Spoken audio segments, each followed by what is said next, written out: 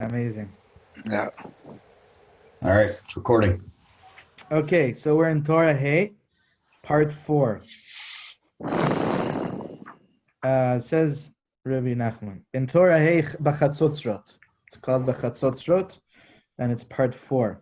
V'zeu, Yarad Gavriel v'na'atz kaneh bayam. So now, based on what we've learned up until now in the Torah, he's going to fit it into this Gemara in Masechet Sanhedrin, Masechet Shabbat, that Gavriel, the angel, descended and he plunged this kaneh, which is like a reed, into the sea.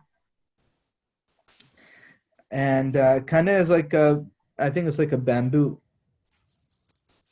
And he put it into the sea. Perush. So what does that mean? Oh, so wait, the continuation of that Gemara is that he plunged this reed into the sea, and around that reed was like a whole bunch of earth kind of surrounded and attached itself around it. And that's what became the Krach Gadol Shel Romi, the big city of Rome. Okay? Fascinating. It is, and there's a lot of deep explanations we're going to see in a few places in Likutei Moharan to understand what that means exactly. But let's see what he says here on this. So what is this this reed that he put into the sea?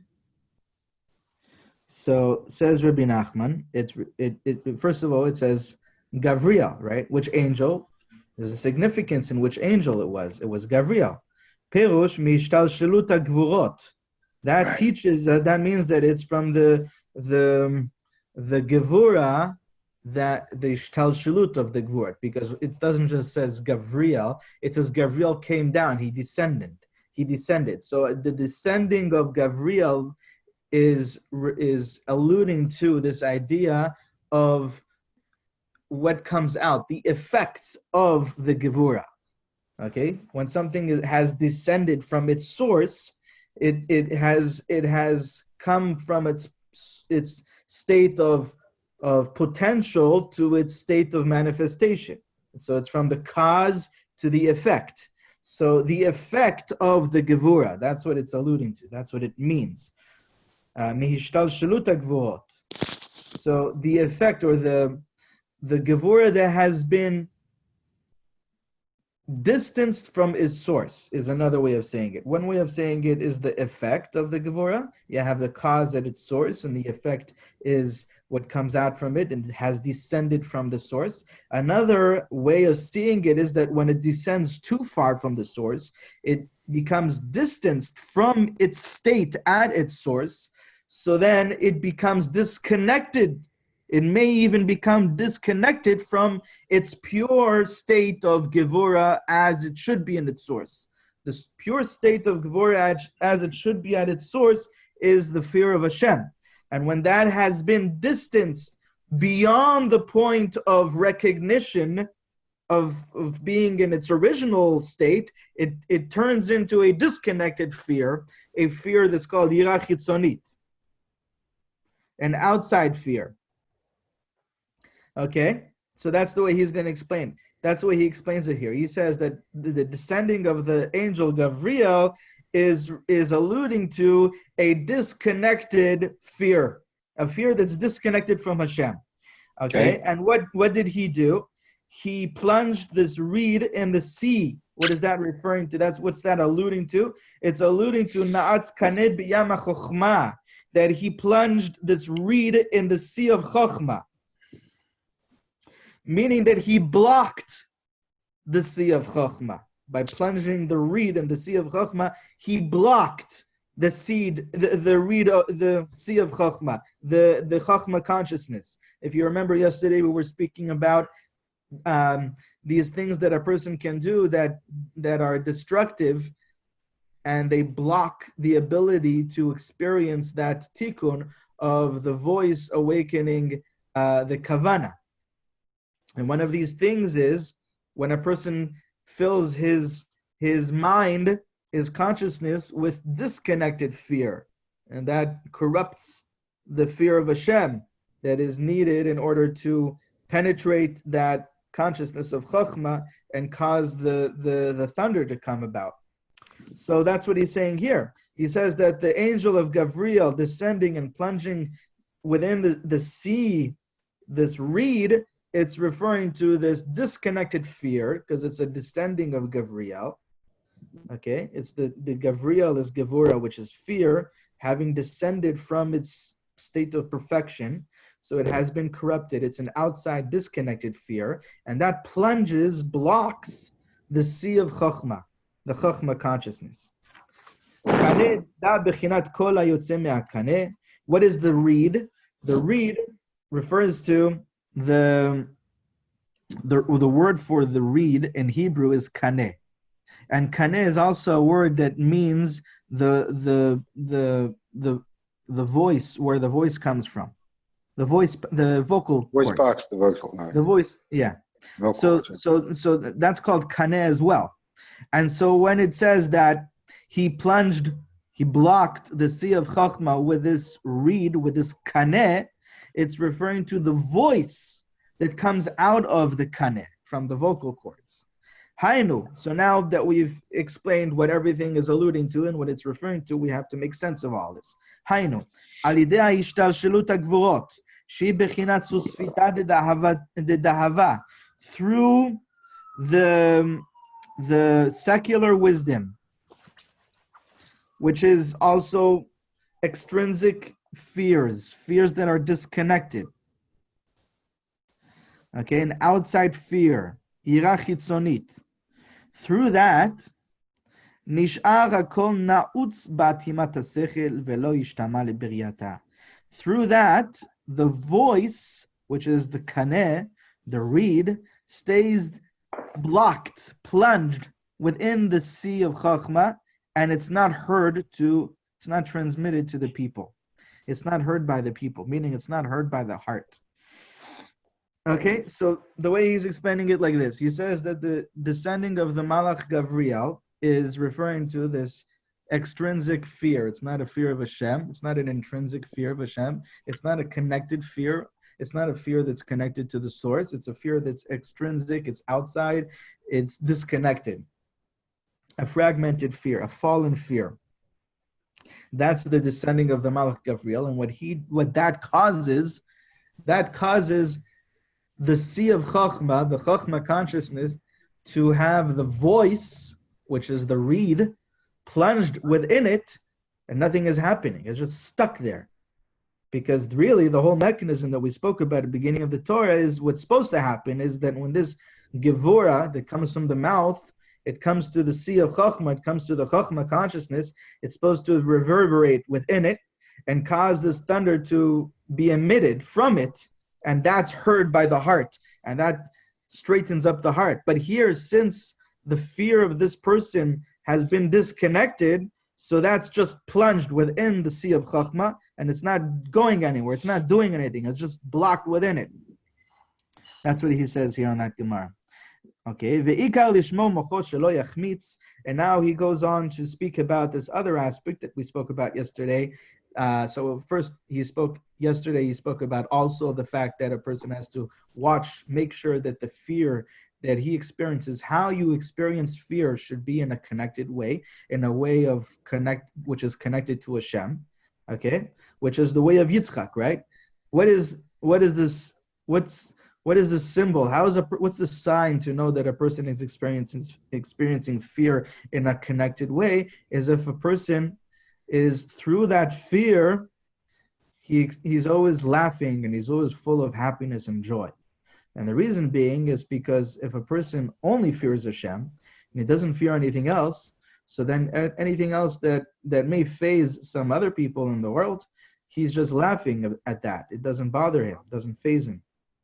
And so that's why Yitzchak, which is the aspect of fear, is called Yitzchak, which means laughter. Right.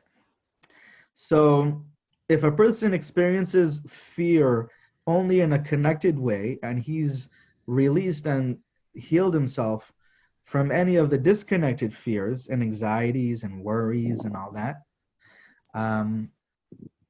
all of the negative emotions really can be almost all of them, can be included in the category of disconnected fear. All of the lower emotions. Okay, so in the emotions, you have the higher vibrations of emotions, and you have the lower vibrations of emotions, even within the negative emotions. And the lowliest, most constricted emotions, when a person experiences them, he is the most closed off, are the emotions that are in the category of fear, and the disconnected fear. So that's including apathy and depression, grief, and anger. Obviously, anger is also there, and fears, right?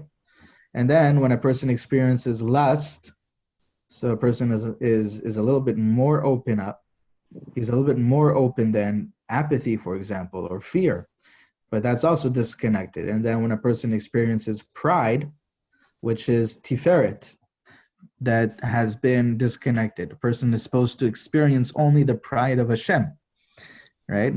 Do not take the pride for yourself, because then, as the Ramban writes in his letter to his son, he says that if a person has ga'ava, right? So what is he doing? He's taking the clothing of the king. He's stealing the clothing of the king for himself, because, like it says in the pasuk in Tehillim, Adonai Malach Geut Lavesh. God, the King, he is dressed and clothed with tremendous pride, with tremendous honor. That Geut Lavesh. So this honor, this hitparut, is something that is one of the king's. It's the king's honor. It's the king's clothing, and you're stealing it for yourself when you take the pride in a disconnected way. But that's more open than the emotions of lust, and definitely more open than the emotions of disconnected fear. Okay, so that was one thing that he spoke about yesterday, how a person should make sure that the fear that you experience should be a connected fear. And now he speaks about another thing that he spoke about yesterday. He is going to go into it, where he says that a person should not cause chametz. You should not sour. Chametz could also mean the hachmitz, which means also to miss. Like you, in Hebrew, you say lehachmitz. It means to miss an opportunity. You miss something, it's lehachmitz. Also, it could mean chometz. Chometz is vinegar in Hebrew. Chametz can also be, the same word can also mean sour. So the point is do not corrupt your chokhmah. And the way that he uses, the word that he uses for corrupting the chokhmah is chametz. And the way a person corrupts his chokhmah consciousness is through disconnected and outside and secular chokhmas. Okay, so all of the there's there are different ways. There's different ways to use a person's chokhmah. There's the one category where a person, all of the secular chokhmas are all about finding different ways of, they're kind of like ego based. They're ego motivated, and that means that every other secular chokhmah is all about figuring out ways, intelligent ways that I can help myself, that I can better myself, that I can succeed, whether it be in health, in making money, in whatever it is in life, sciences and all that. So they are ego motivated, okay? And then there's the chachma of the Torah, which is the absolute opposite. It's kind of like that distinction that we spoke about last week, where the idol worship is all about that their gods are here for me. And whereas in the Torah, Hashem, our belief in our avodat Hashem is knowing that we are here for Hashem. So in the same way, you can make that distinction for the different ways of seeing all the different wisdom. There's the wisdom where it's all about helping me, ego motivated. How can I use my wisdom to help myself make more money, heal all these different diseases, and be more successful, and increase all of my personal desires and wants and needs. Whereas the Chachma of the Torah is all about, whether it's Pshat, whether it's the revealed part of the Torah or the Kabbalah, it's all about how do I bring more pleasure and honor to the Ribbon Shalom? How do I fulfill the will of Hashem? And how do I include myself in that will for His sake? Okay, so that's the difference. So again, you're taking Chachma. Either you take the Chachma, like the same thing with the same distinction we made by the Midot, by the fear. You either take it for yourself, okay, and I'm afraid of all of these different things out there. It's extrinsic. Or I'm afraid and I bring the fear back to Hashem and I'm only afraid of Hashem. Chachma is the same thing. Either I'm using the Chachma to figure out how am I going to succeed and how am I going to make it and how am I going to, in all these different ways, all of these different modalities. Or I'm using the Chachma only to figure out how to fulfill the will of Hashem in the best way possible. So he says that a person has to also be careful with the Chachma. You have to protect your mind from becoming chametz. And now he's going to explain this beautiful sod, beautiful secret on this whole idea of chametz. So we're beginning to prepare ourselves now for Pesach when we learn this. He says on the pasuk in Tehillim, "V'zeu ge'ar chayat kaneh." Ge'ar chayat kaneh means you should rebuke the beast or the animal of the reed. Kaneh, again, the same word we had before. Kaneh is the reed. Okay, rebuke the animal of the reed. Okay, now what does that mean? Kedi'ita bazohar, the Zohar brings us this beautiful secret that says, Kaneh chet teshaber v'ta'aseh mimena hey. The reed. Okay, so the word kaneh means, we said before, also the vocal cords. It also means the reed, and the reed is a stick. It's a staff. Okay, so sometimes kaneh can also be used to mean a staff. Okay, so the Zohar uses on this word, explains this, meaning that the staff or the pillar of the chet, you should break it and you should turn it into a hay. So you look at the form of a chet, and the chet and the hay are very similar, except for just on the corner on the top. The Zohar says just break that pillar on the left side of the chet and turn it into a hay when you break that kaneh. So that's how the Zohar explains it. What does it mean? You should rebuke the animal, the beast of the reed. It means you should break that ego. You should break that impurity, that pillar of the chet. And when you break it there on the top, it is transformed into a hay. And then when you do that, what happens is the letters of chametz and matzah are identical, except for there's in chametz you have a chet, and in matzah you have a hay. So when you break that beast of the reed, you break that pillar of the chet, and it's transformed into a hay, you are transforming chametz into matzah. And that's the tikkun of Pesach. That's the whole tikkun of what our intention is in removing all of the chametz from our home and connecting to the matzah. It's breaking this pillar of the chet and transforming it into a hay, breaking the chametz and transforming the chametz into a matzah. So, Kedita Bazor, as it says in the Zohar, Kaneh chet teshaber, v'ta'aseh mimena hay, v'ta'aseh meot yod chametz matzah, haynu shelo tachmitz chochmatecha. So it all comes down to practically, he says, do not turn your chochma into chametz. Make sure that your chochma, your mind, is protected from any chametz. Do not sour, do not miss, do not waste your chochma in the secular wisdom. And do not allow, also another way that he explained it yesterday was do not allow, it's possible that a person can have an inappropriate or improper or disconnected thinking or state of being, state of mind, a disconnected, destructive thinking pattern. It's possible. but don't allow it to become chametz. Don't allow it to stick in your mind for too long. Just focus on the next thing, or release it and let it go, and then go back to being connected. So that's also another way of explaining this idea of not of protecting your chokhmah from becoming chametz.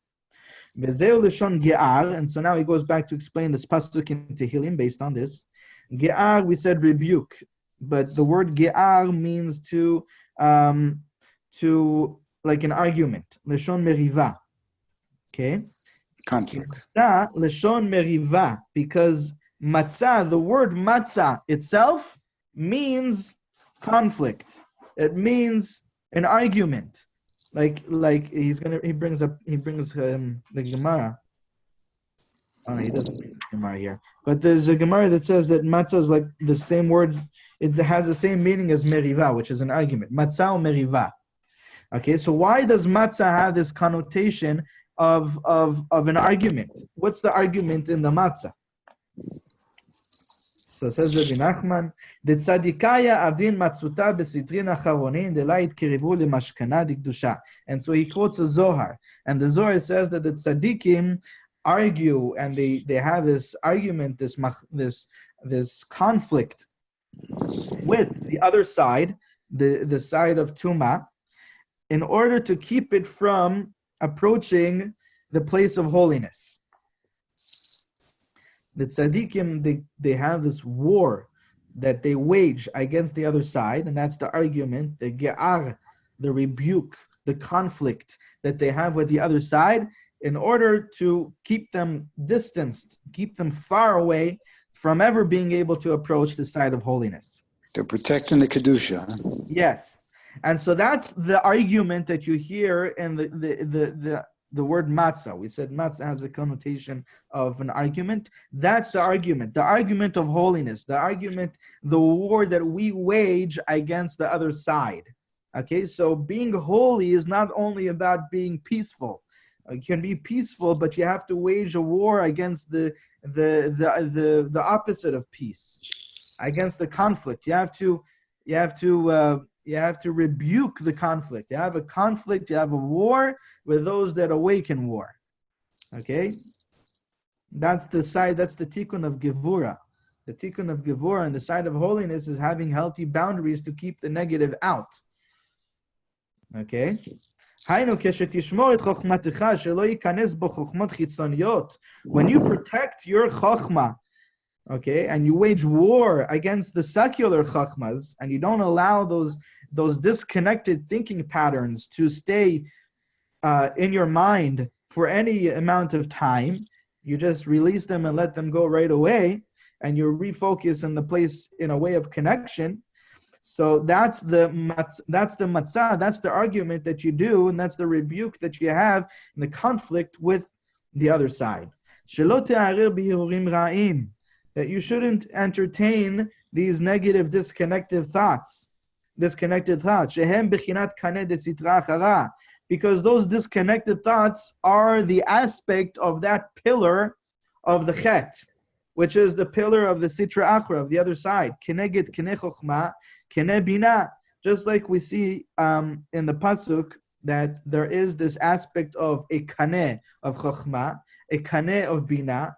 There is a reed or a pillar of chokhmah. There is a pillar of bina in the side of holiness. You also have one in the side of tuma, in the side of unholiness, in the side of chametz. And you have to break that kaneh, that pillar of the impure of the other side. Which is, how do you do that? Practically, you release and let go and wage war against the other disconnected thoughts. But how do you wage war? It doesn't have to be through anger and frustration. Although Rabbi Nachman in Sefer Hamidot says that when a person has lusts and disconnected love, right, disconnected desires that are awakened in his heart, he should awaken anger, a holy anger against them, and this way he will remove it from his mind. But then in other places, Rabbi Nachman also says that a person does not need to do so through actual anger. He has to make sure that he doesn't get frustrated, because the more that you resist those thoughts, the more that they persist, This is actually in Rabbi Nachman, right? What you resist persists. Rabbi Nachman says it clearly in the Likutei Moharan. He says instead, just put your focus elsewhere. Put your focus back on the place of holiness. But the point is that let's just finish this paragraph. The point is that when you wage war against you wage this peaceful and effective war against these, you put the holy boundaries in place against these disconnected thoughts, ways of thinking. That's how you break the pillar of the chet, of the other side. That's how you break the chametz. Shehi sitra de mota, the side of death.